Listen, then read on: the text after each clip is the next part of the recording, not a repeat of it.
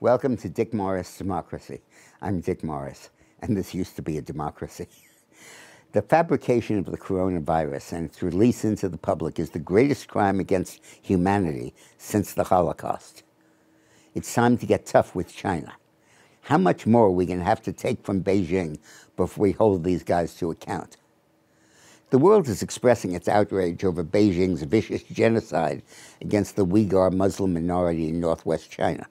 People are calling for a boycott of the Winter Olympics, scheduled to open in Beijing in February next year, just like we boycotted the 1980 Olympics to protest the Russian invasion of Afghanistan. Beijing is indeed hell-bent on exterminating the Uyghurs because of their paranoia about their inciting Islamist uprisings against the Chinese government. They've imprisoned over 1 million in concentration camps, torturing the men while mass raping the women and forcibly sterilizing them.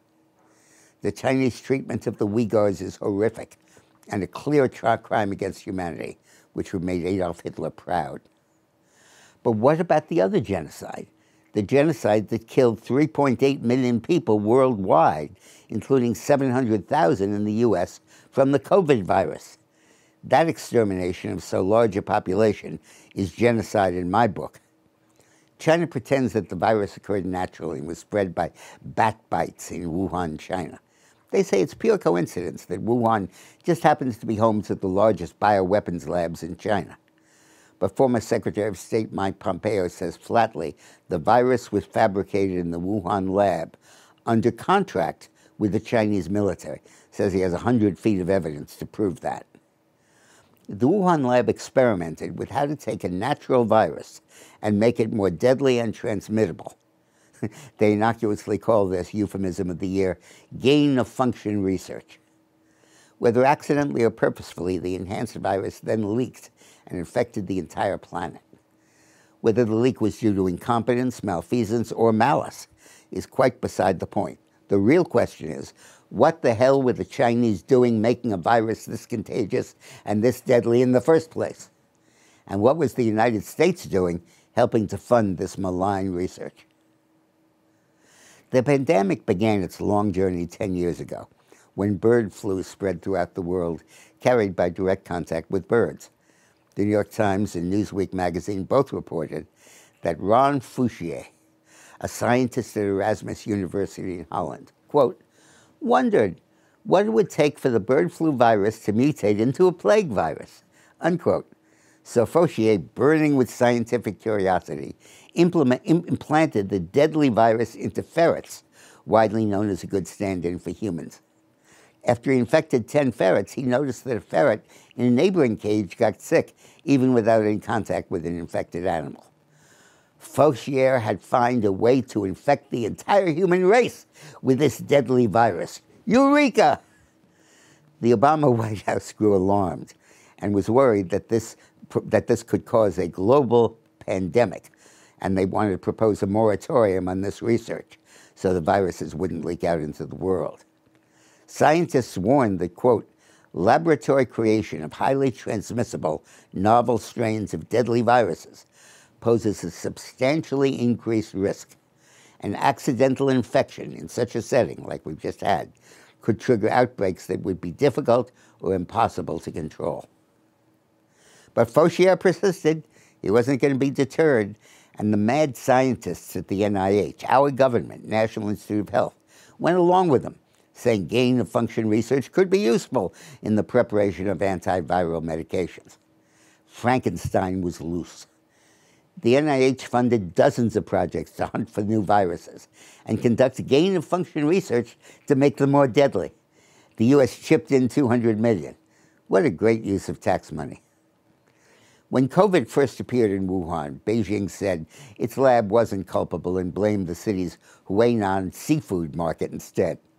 They silenced scientists who said the virus probably came from the lab, calling the charge malicious and impossible. But the U.S. Defense Intelligence Agency estimated that a third of the original 41 identified cases of COVID had no direct exposure to the market. Scientists throughout the world voiced their suspicions that the pandemic was caused by a lab error at best, not the wet market. Wuhan just happens to house the world's largest collection of coronaviruses from wild bats, including at least one that is 96% identical to COVID. And the Wuhan Institute of Virology has worked diligently for 5 years, paid for by the Chinese army, to turn viruses into human pathogens capable of causing a global pandemic. And in January 2021, days before it left office, the Trump State Department reported that 3 employees at the Wuhan lab became sick with virus-like symptoms more than a month before it was loosed on the world. So come on, let's get serious. This virus no more emanated from bats than from my Aunt Tilly. To think otherwise is just batty. As part of its cover-up, China has continued to bar researchers from determining whether COVID was man-made or occurred naturally. Beijing even says it doesn't come from China at all.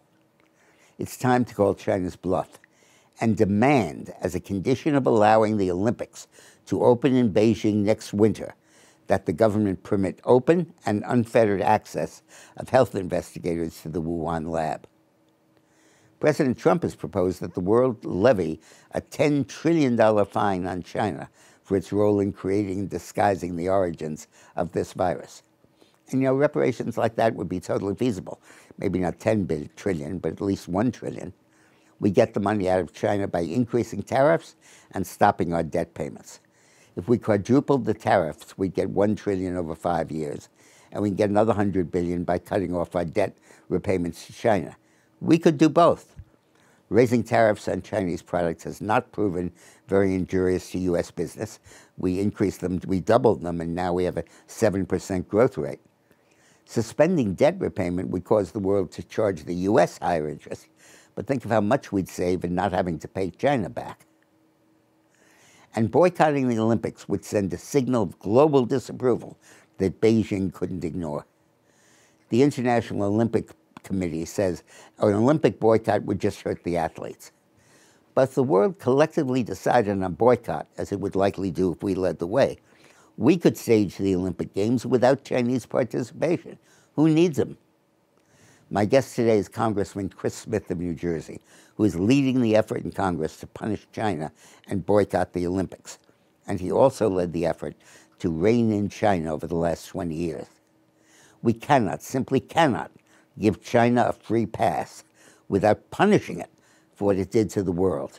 You just watched Newsmax TV, America's fastest growing cable news channel, now in more than 70 million homes. You can get Newsmax TV on your cable system or check your cable guide.